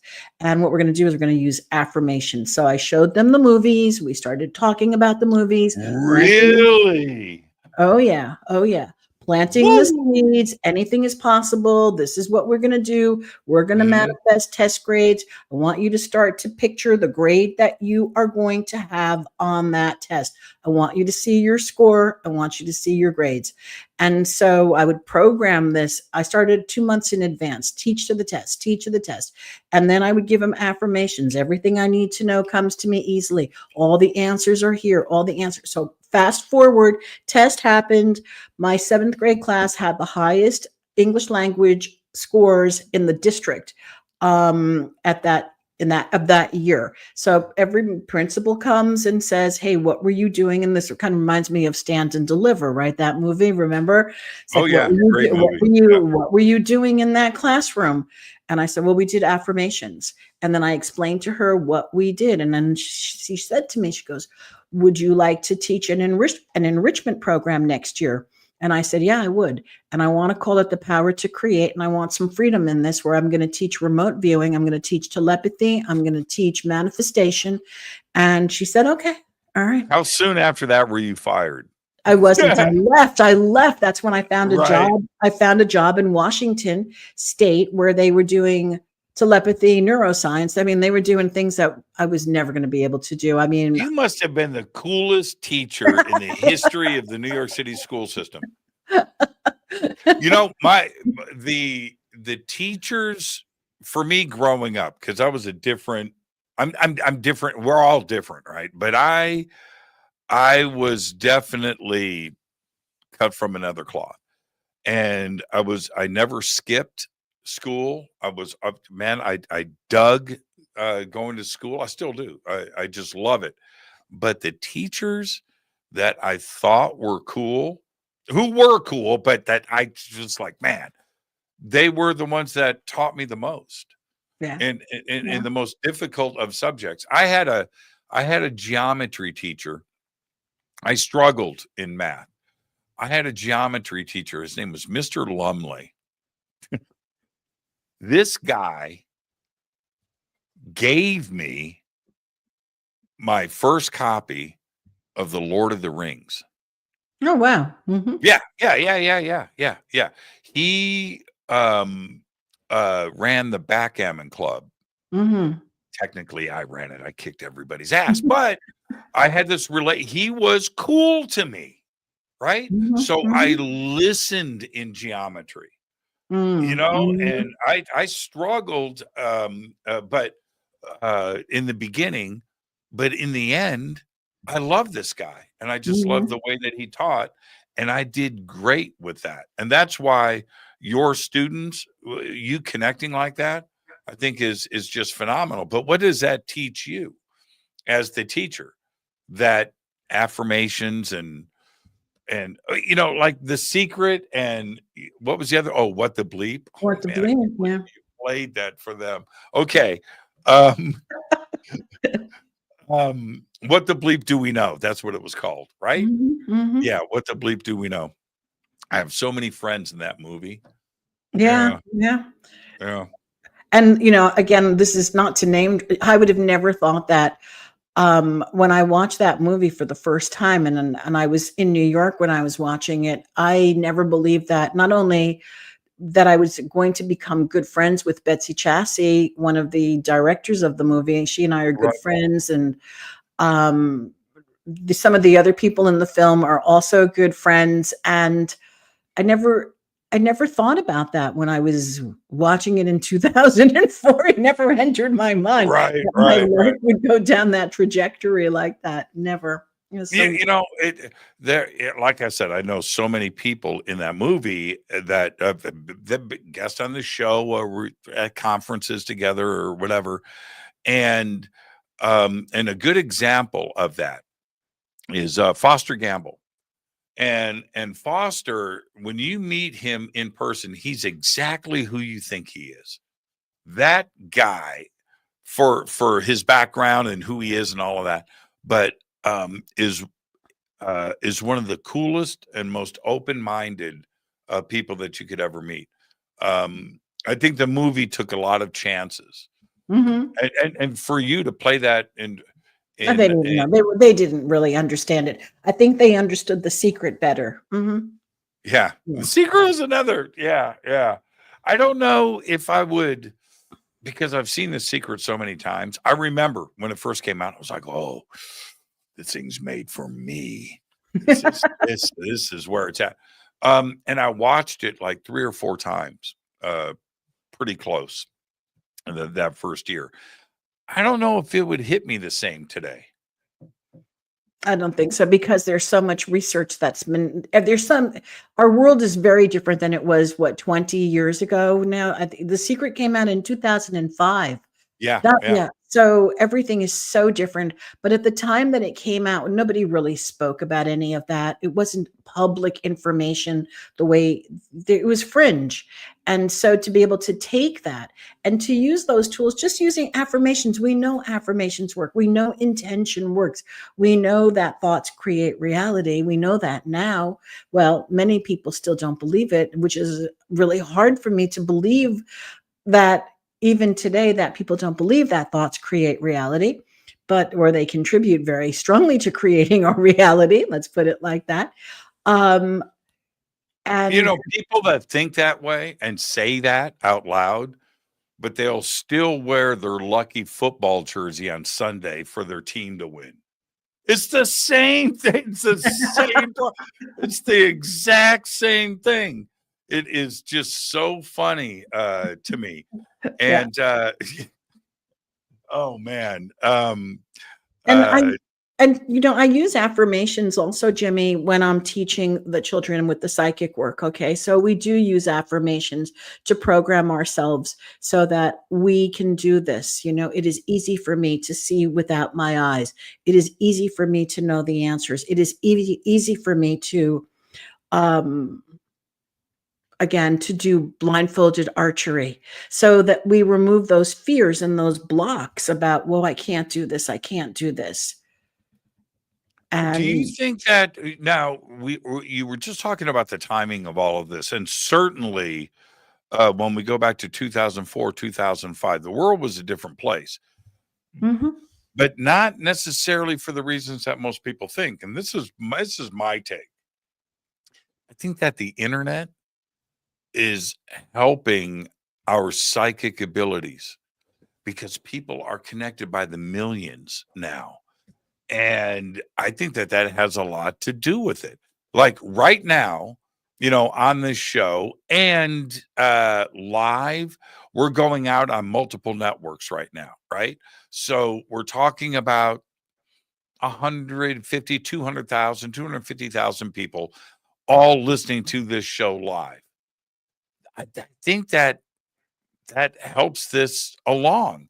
When yeah, you're doing a Zoom call where you're teaching this kind of stuff, these people are directly connected like they were sitting in the same room.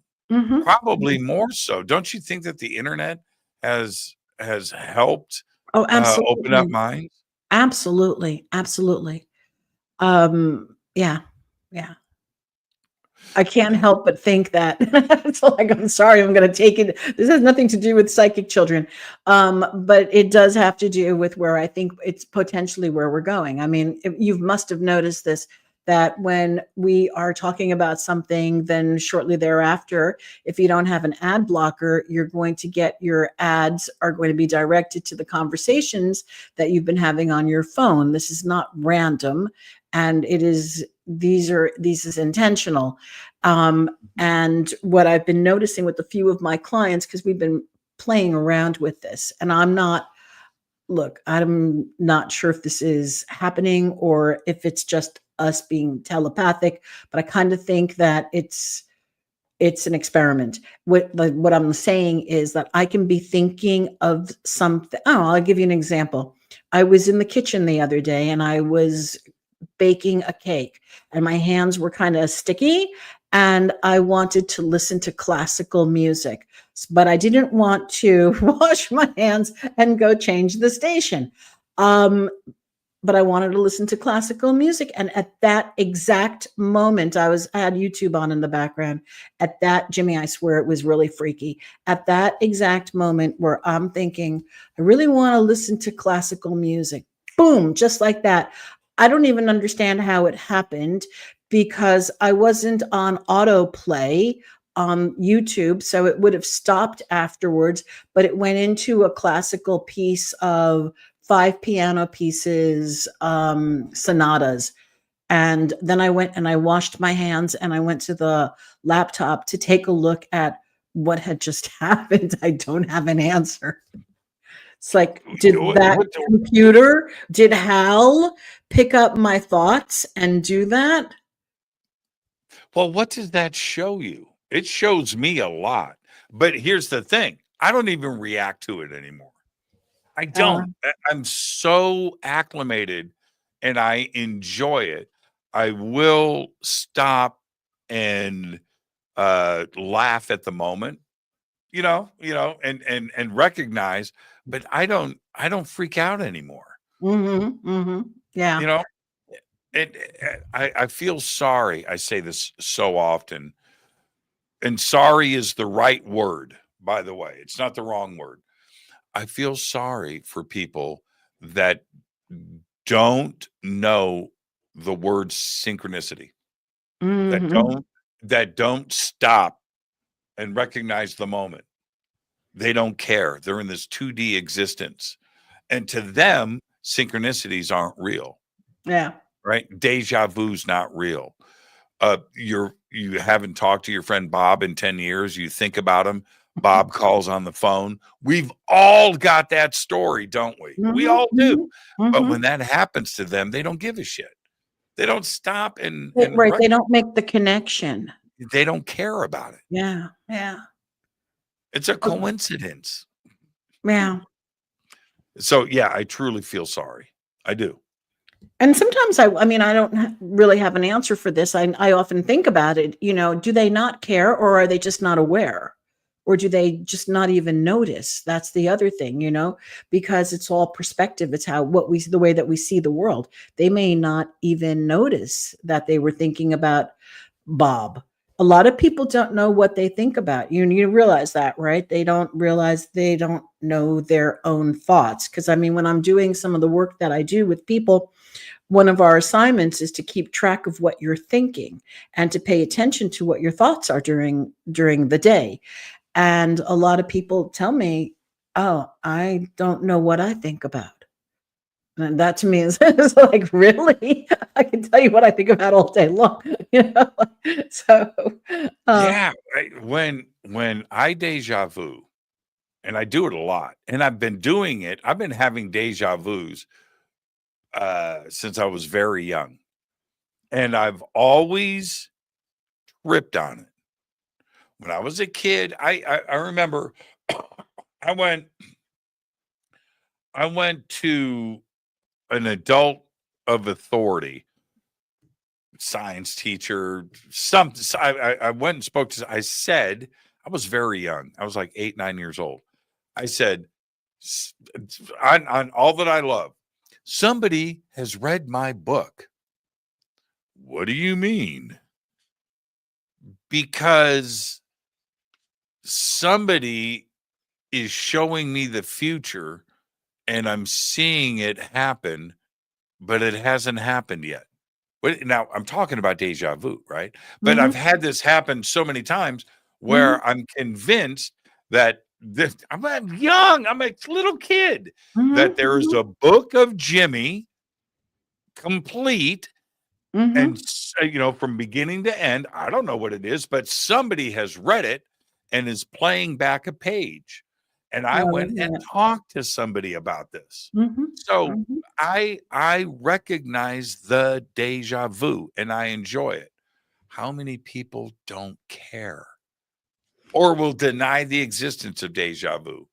Right. I think there are a lot of people just afraid of it. Don't you think that's part of the reason of For denial? sure. You're Yeah, just like scared. Neil Mhm. deGrasse Tyson is frightened to death of deja vu, right? And Oh, he'll say, people like him specifically, but people like him will explain it away with this black and white rational, mhm, you mhm. know,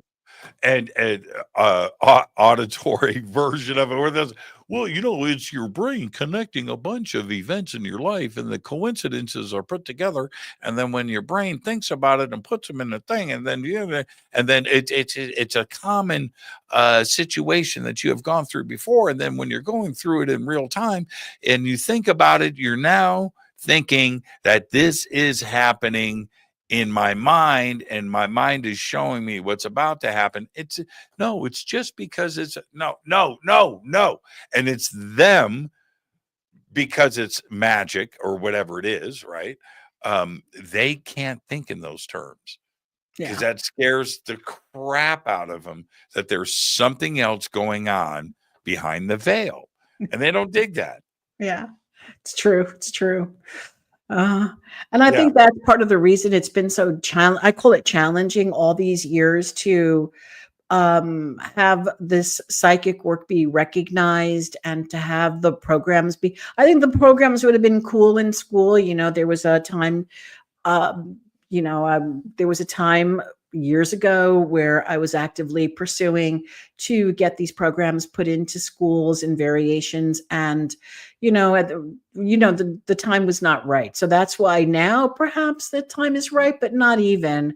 I still feel that the the the way that we're doing education is so antiquated that these programs can only be done in either homeschooling, alternative schools, or private schools at this point. I can hardly imagine these programs, the kind of that I'm talking about, that other people also have. If you interview Nicola Farmer, I cannot even imagine any of our work being done in a public school setting today. Maybe like I was just Our really lucky to get away with it 20 years ago. They don't even teach writing anymore. How No, crazy is that? no, How that's crazy. true. I remember my daughters. They were like seniors in high school, and I was watching both of them, juniors, like right there, and practicing their signature. Right? Okay. So why are you doing that? Well, they don't teach writing in school anymore, so I have to practice. They don't what? Right? I didn't know. I did not know.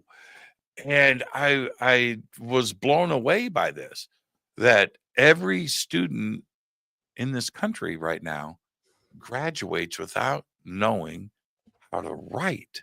Yeah, yeah.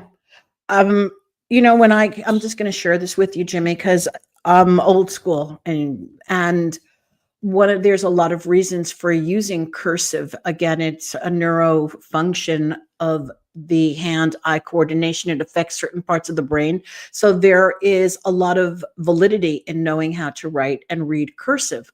So when I was teaching cursive and I was getting resistance from the kids, right? I was getting resistance from the children.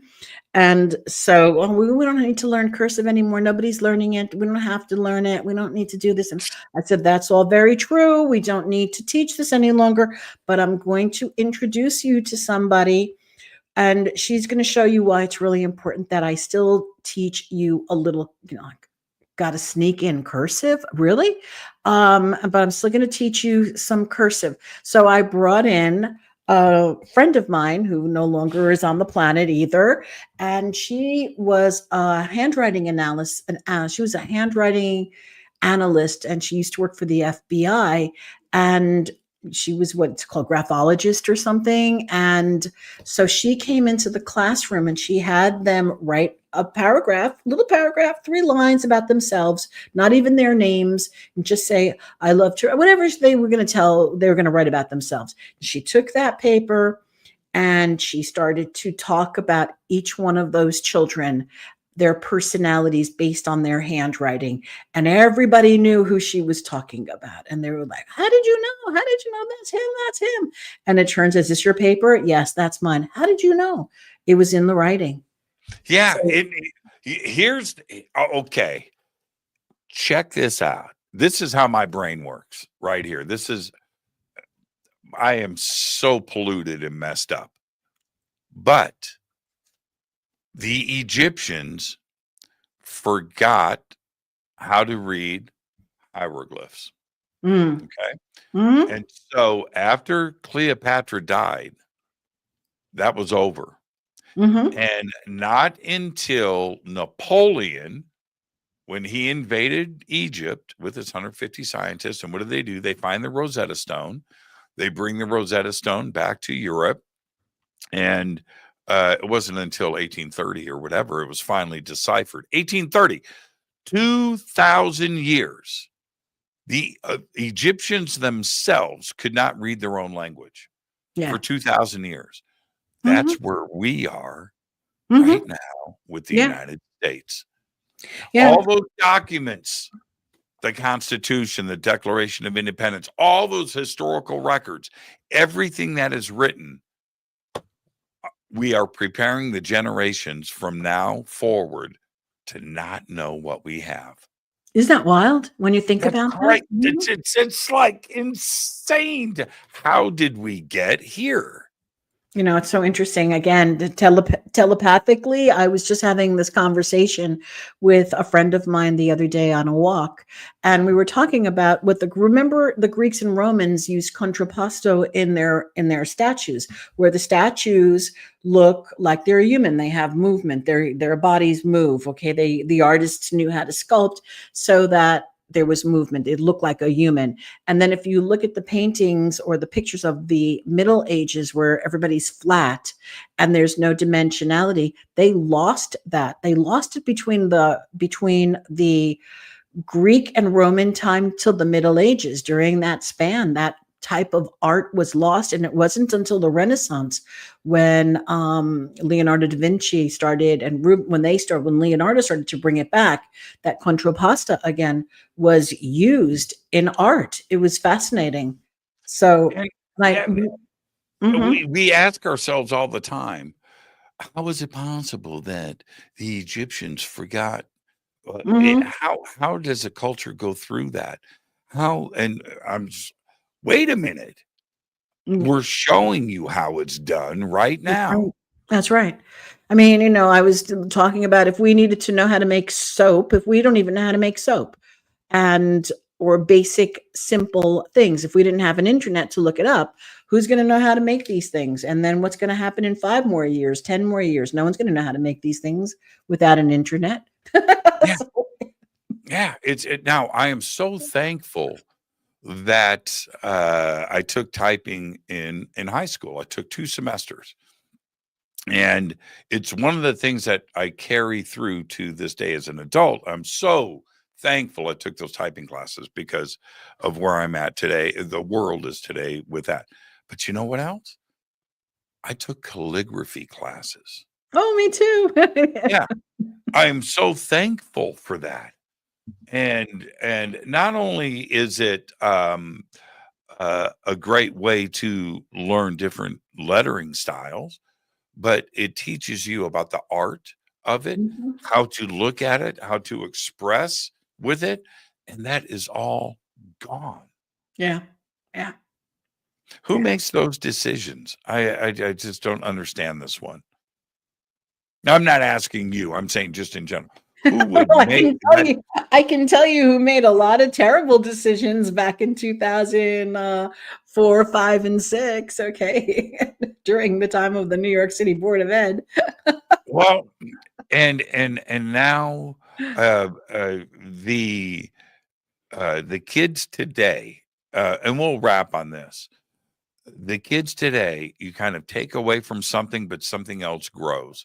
So, okay, we've taken away writing, but it seems that kids today are much more gifted than when you and I were growing up. There's something that's been altered in their DNA, and I mean like worldwide. Do you see the same thing that kids are just smarter today than when you and I were making mud pies?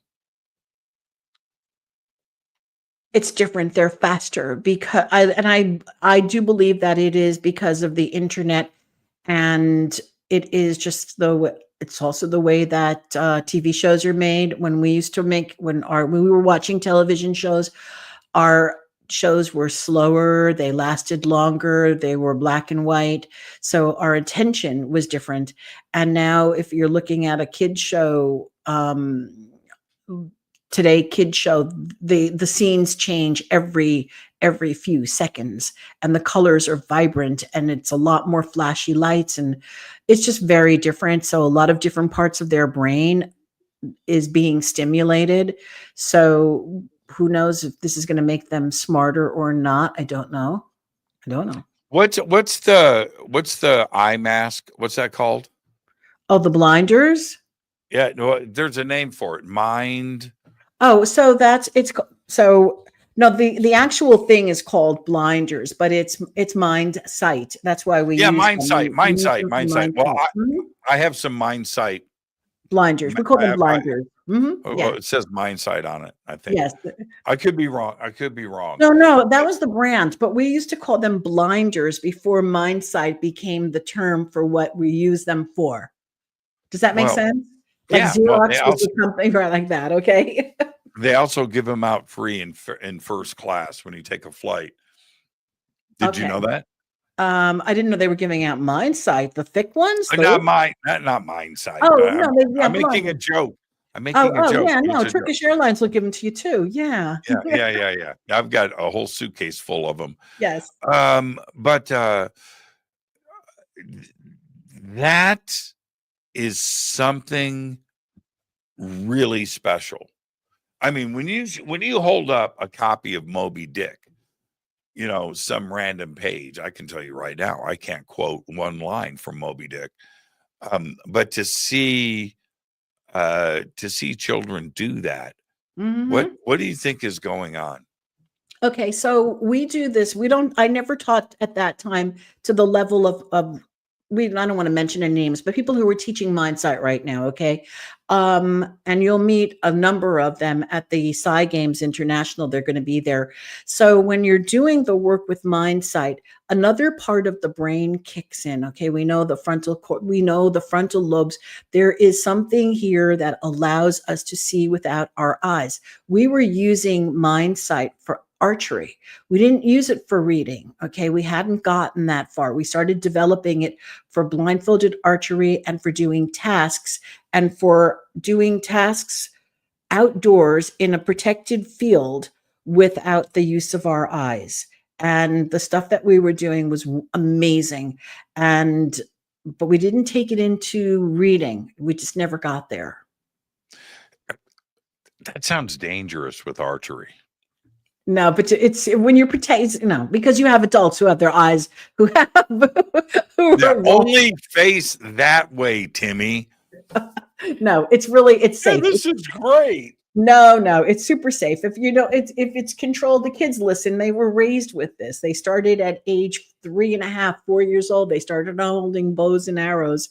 And again, it's what you learn. So it's not dangerous. It's not like going into inner city school. Do you get to take a peek first? No. None of that. Yep, none of that. Yeah. Wow. That's fascinating. Very cool. It's very cool. Elly, where can everybody follow you and chase you down? Okay, well, it's very easy. It's just 2 words, Elly Molina, ELLYMOLIA, and then you can add a .com and you'll find me. So the same links that we have below and on social media and over on our website. That's it. Yeah. Absolutely fascinating. I can't wait to hang out with you, man. We're going to go break bread. We're going to have fun. We are.